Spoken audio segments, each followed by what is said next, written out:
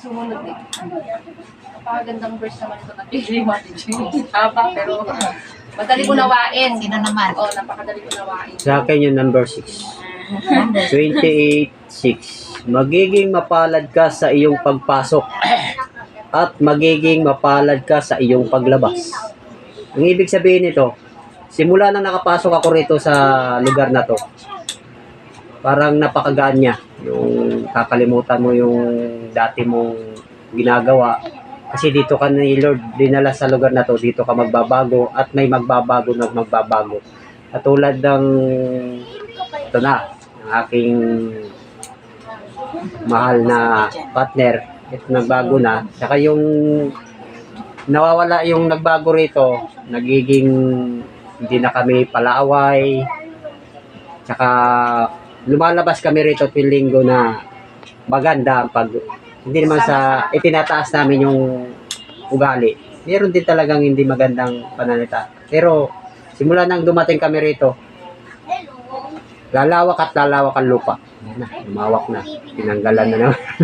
Kaya yung paglabas namin, lalabas at lalabas kami rito, gaganda at yayabong itong bahay na Jesus name.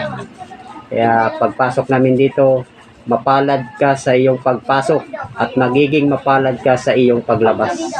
Kaya in Jesus name, yun ang pinakamaganda sa akin ng Diyos. Sa akin, number 7. Ang mga kaaway na magtatanggang lumaban sa inyo, matatalo niya sa tulong ni Yahweh. Sabi yun? Meron siyang specific na tulong ni Yahweh. Kasi, alam naman natin lahat na hindi natin kaya kung tayo lang mag-isa yung lalaban. Oo. Nakabitin. Nag-ibit ka. Parang nabitin ako. Bitin. Naantay ko pa kayo kasunod eh. Ako di ko yung mark. Kala ko meron pa.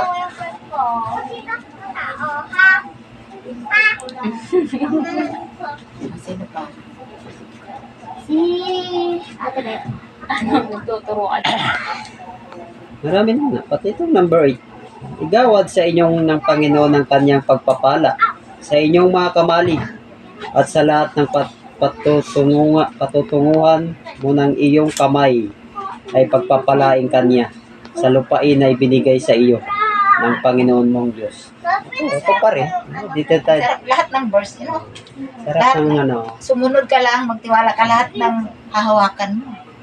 Kasi Lahat ng hahawakan mo, nag-utos dito yung nawalang Victor. Parang siyang ginawa ni Lord na dalhin niya ako rito para ako na magmana ng kanyang lupain. Kaya in Jesus name sabi ko, napakabuti mo talaga God. Dinala mo ako sa EB Town para mamakilala akong isang tao na para hindi na ako maghirap sa pagbayad tuwing buwan. Kababayad mo pa lang, bayad na naman. Kaya siguro dinala ko dyan sa lugar na yan para may makilala ko isang tao na dito ako dalhin. Kaya nakakakilala tayo. Sana nga dumami pa tayo. Sana maging yung ano nga natin yan. Aliwan sa Panginoon. Maintindihan nila. Sabi ko para natin baka yung